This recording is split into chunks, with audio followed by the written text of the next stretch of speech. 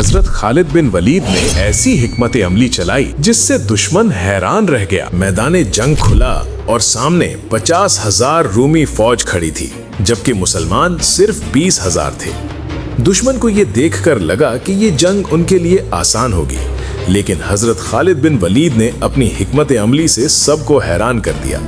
उन्होंने अपनी फौज को छुपकर इस तरह पोजीशन में लगा दिया कि अचानक हमला रूमी फौज के लिए बिल्कुल गैर मुतवक्के था।